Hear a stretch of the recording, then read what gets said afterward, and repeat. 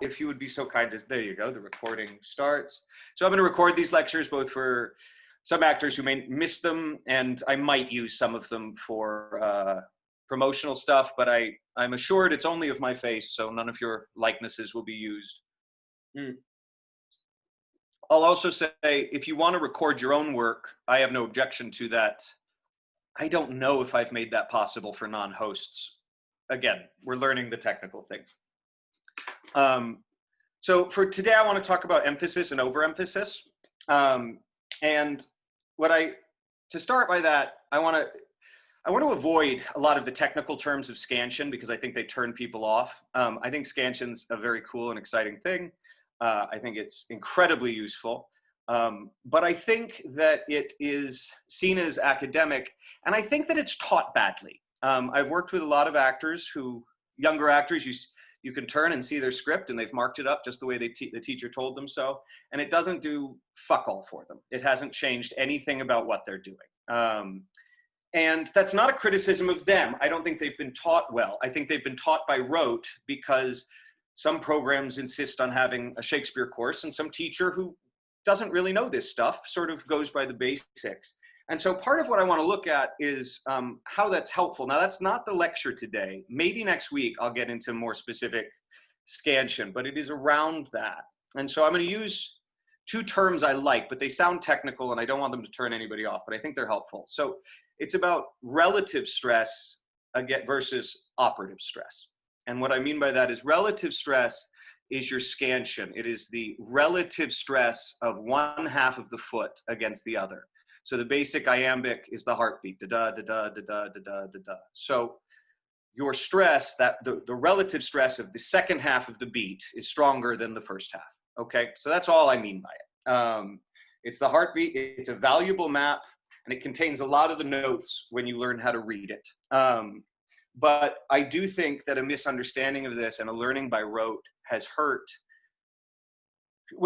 Shakespeare probably, maybe everywhere. I don't know. I can speak to this country, and I can speak to a lot of professional actors that I see making these mistakes. And the mistake is overemphasis. And what I mean by that is that they start stressing everything equally.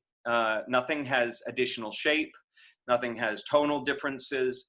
And now when I think this is the core of a lot of bad Shakespeare, but when I say bad, I don't mean atrocious. I don't mean terrible. That's a different thing. When you see a train wreck, it's a train wreck. There might be a dozen reasons, but it's not just this. What I mean is when you see Shakespeare that's spoken fine, you can hear the person. It's understandable on the surface, but you zone out and you get bored. And I think it's the kind of Shakespeare that turns off a lot of school kids. I certainly think it's what turns off people from scansion and how it can be exciting. And so it's a repetitiveness, and everything has a similar sort of emphasis. So I want to be careful about time because I want to make sure I have time to work with people. So I have an example I'll look at if I feel like there's time at the end here. But I think a lot of the bad Shakespeare you see that isn't a train wreck is based on this overemphasis, on this problem of people leaning into the iambic or leaning into the relative stress without really knowing what they're doing. So, the great actors, the ones that change your mind about Shakespeare, the ones we celebrate, they know, I think it's a wonderful metaphor to say Shakespeare's like jazz. Many of my mentors have said that, you have to learn your chords first before you can improvise, but once you learn them, you can dance. And I think the great actors improvise on tone, pace, emphasis, how they emphasize, where they emphasize, so that your ear, it really is a battle for your audience's ear. It's a battle for your audience's continued understanding. Because you can be loud enough and you can be technically clear and you can still lose them because you're not shaping the ideas and you're not shaping them in an exciting way. So I will get to an example of this. So it really is about change, adaptability, shifting, pace, and which brings us to operative stress. And all operative stress means is the 1 or 2 words a line, a verse line, and sometimes it's 3, and sometimes there's monosyllabic lines where it might be the whole fucking line. But really, the 1 or 2 words a line generally that you are directly emphasizing to carry the story forward. And when you choose those operative words, it's the map by which you're constructing the speech. So I'd say 4 times out of 5, the last word of a verse line is going to be one of your operative words. There are some teachers who will tell you it's always one of them. I disagree with them. But it is often the final word of a line that will demand some of your stress. It's part of how Shakespeare constructed the verse. And then within a line, you're going to have multiple options. And where you choose that emphasis is interpretive. And it's so, and this is part of the, I mean, it's craft, but this is part of the art. This is the exciting part of the art. So I'm not going to hammer on it, but with a line like to be or not to be, that is the question. There are a million, 7 of those words can demand an emphasis and do something, right? Essentially, the 2 twos are maybe the only 2 words in that line you really couldn't argue can carry the story of it. So your choice in saying, what is my Hamlet, is your choice is what? Which of those words are you going to shape and emphasize? Sometimes it will be more than 2, but the less these operative words, the easier the map for the audience's ear. I'm going to come back to this a lot. You're fighting for their ear. You're fighting for their continued focus and their continued understanding. And that is about hearing a play. Now, there's a million visual things that are wonderful and important. And I'm sure at some point we will talk about that. Zoom is not the greatest medium for that, but I'm sure we will address it. But in terms of hearing, these operative words are your map, all right? And there's usually 1 or 2 a line, and the last word almost always carries some of it. You can think of these as your major chords. And then part of that interpretation is how you emphasize those words. Now, this is a generally American thing, but the American way of emphasis is weight. So if I'm going to emphasize a word, I'm going to come down on it. I'm going to hit the word. That is how most of us emphasize. We use weight. The British use a great deal of pitch to emphasize their words. Pitch is an incredibly valuable tool for emphasis. And when I finished doing Henry IV Part 2 at Shakespeare Santa Cruz in 2012, directed by the brilliant Scott Wentworth, who I think is listening in right now. And the founder of the theater, Audrey Stanley, pulled me aside at the end of the season and paid me some very nice compliments. And at the very end, she said, but you really must learn to use your pitch. And I was I took it to heart, and I went and worked on it. And when you listen to the Brits, you can hear them use pitch a great deal. And it's a wonderful use of emphasis, one that I won't hammer on now, but I'm sure we'll get to when we're looking at things. This is also about caesuras, which is a fancy word of saying pauses. There are some teachers who will tell you must never pause in a verse line. I disagree. I don't think that's true. I think you should consider whether you should. You have geniuses like Mark Rylance who pause all over the place. Some would say a bit too much maybe, but he learned all the rules and is now dancing over them. The danger for a lot of actors is seeing him and assuming that you can just imitate that and be as good as he is, which I think has been proven very wrong. And this is also about pace and adjusting pace. This is also about phrasing. And when I say phrasing, I mean something like slings and arrows, right? You could choose to say slings and arrows. You could make that choice. I don't really know why you would make that choice, but as an example, you could. But unless you're specifically choosing that, slings and arrows is a phrase. Slings and arrows of outrageous fortune. You can find it helpful to put dashes between the words, so you can think of it as a phrase and rather as 2 words, 3 words within the sort of beat of your verse line. Good, so what words should you aim to emphasize? This is all interpretive. Some teachers will tell you verbs should always be emphasized. I disagree. I think verbs often should be emphasized. The subject of the line will often demand emphasis. Sometimes, if the subject has been spoken about for quite some time, it doesn't want the emphasis. In fact, you're hurting it to keep hammering the same damn thing. Antithesis, you'll hear me talk about antithesis a lot, when two words are opposed to each other or supporting different points. Shakespeare uses it all the time, and it almost always demands some emphasis. Now, antithesis sometimes can be direct opposition, like hot and cold, and sometimes we can speak of antithesis as opposing ideas, whereas the two words themselves or phrases may not actually be antonyms. So there's a little gray area as we talk about antithesis, but I'll usually use it when we're looking at opposing forces in the verse. Modifying words will often ask for emphasis, especially when we're talking about a word that we've already said a few times. So if we're adding a new modification to it. I will say beware of pronouns. There are some people who would say never stress a pronoun. I disagree. I think sometimes it's helpful, but for the most part, it's not. And this will bring me to sort of my last point relative to the early relative stress thing, which is that I think it's an American thing. I don't know. I think it's a cultural thing in which we're not used to listening well. I think an instinct often comes to stress the pronouns as if that will make it clearer to the audience what you're saying. To take that to an extreme, it's like if you're speaking to somebody who doesn't speak your language, and so you ridiculously slow down as if that will make the language they don't know clearer. And we do that with pronouns. We hit a lot of he's and she's, trying to paint for the audience the story that we don't give them credit for following. Whereas if they're not following it, it's not about the pronouns. It's about all the other work that's not being done. Man, that's record time. Good. So I want to look at a passage real quick to give a very brief sort of comparative look at this. Oh gosh, here's the tech. Okay. So I'm going to throw up a link. This is to the MIT Free Shakespeare. This is to Two Gentlemen of Verona. When you follow the link, we're looking at Valentine's speech. This is almost halfway down the page, but not quite. It's the speech that starts in Why Not Death. I want to look at this mainly because it's early Shakespeare and it's very even verse. So there's not complicated verse work going on here.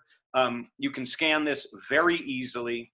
And I'm just going to read it twice. I want to read it once with a sort of blank relative stress. Now I might emphasize a few things, but I'm not trying to be bad. I'm just going to sort of tonally keep it flat in the way that I think we often hear. And the irony is actually when you see this kind of, or hear this kind of bad Shakespeare, and when people who aren't actors do, I don't think they recognize it. I don't think they know why it's not working for them. You know, they can't point out the train wreck. They just know it's fucking boring. And so the first time through, now I've played Valentine twice, but I haven't looked at this in about, about 7 years. So this is a little off the cuff, but I'm going to go through it once with that sort of relative stress, and then I'm going to try to be better and show you what I mean. So I hope everyone's found it. I'm going to assume you have, and I'm going to start going through it. So this is Valentine. This is right after the Duke has discovered his affair with Sylvia and stormed off and banished him. And Valentine goes into this beautiful speech and goes, "And why not death rather than living torment?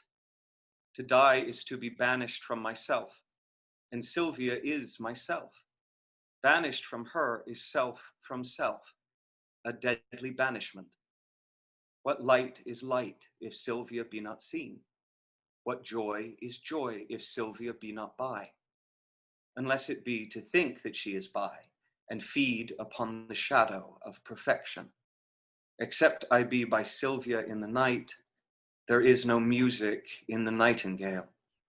Unless I look on Sylvia in the day, there is no day for me to look upon. She is my essence, and I leave to be if I be not by her fair influence fostered, illumined, cherished, kept alive. I fly not death to fly his deadly doom. Tarry I here, I but attend on death. but fly I hence, I fly away from life. So that was slightly exaggerated, right? It also wasn't awful. You could understand it. I'm being clear. It's fine. It's perfectly fine. And if you heard it independently, I would guess that many of us would think it was perfectly fine work.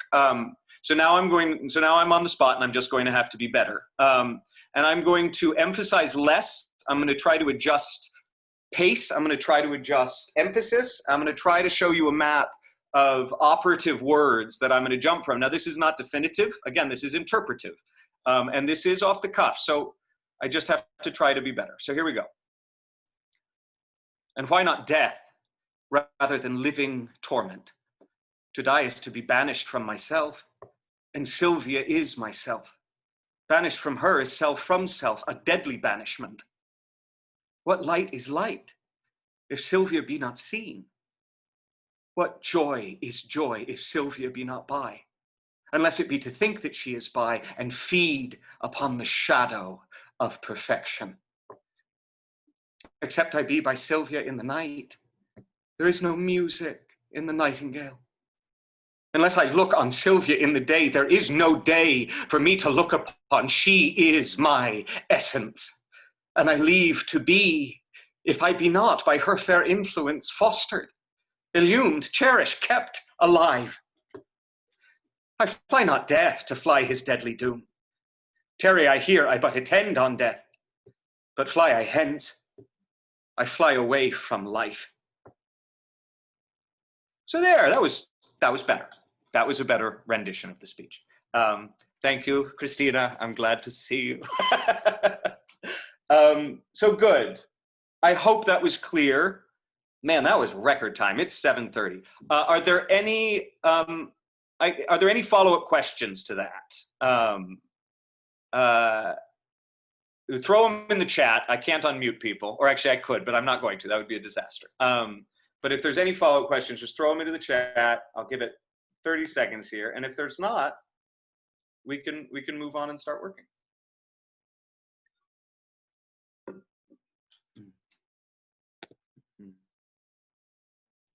All right, there we go.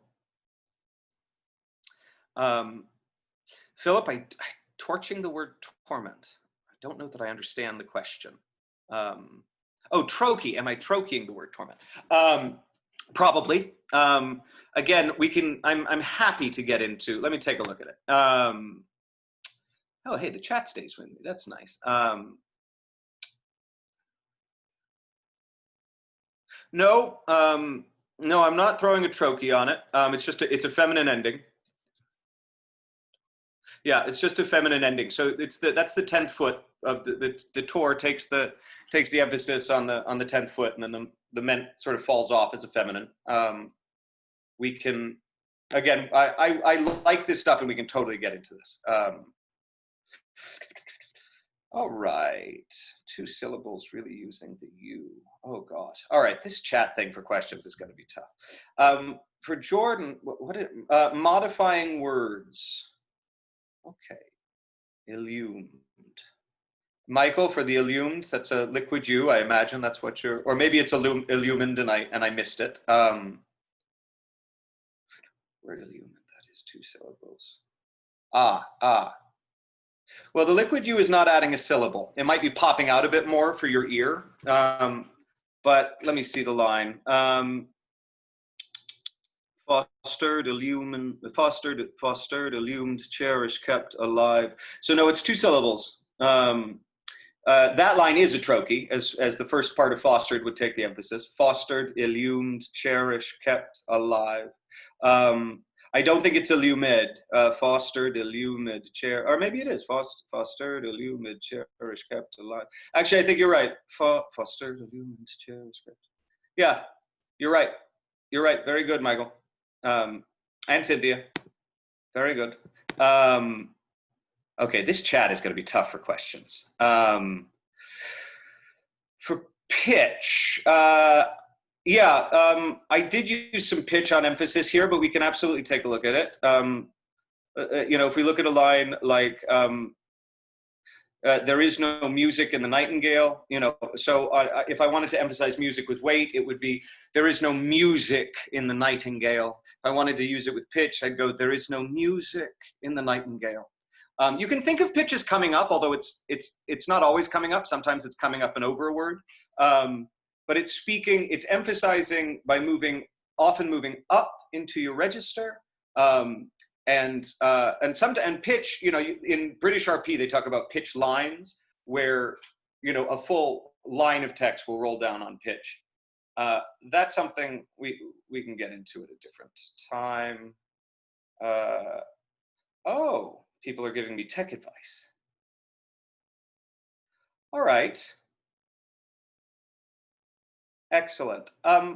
Yeah, I have some time. So Alex has given me a good suggestion on this.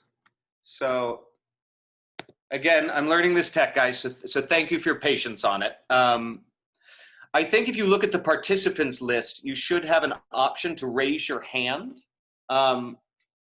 Is that right? Can I get a thumbs up? Do people see that? That's there. Great. All right, good. If you have a question, will you go ahead and raise your hand, and then I can actually unmute you and we can talk a little? That's so much better, Alex. Thank you. All right. Bueller. All right. Maybe I covered most of that then.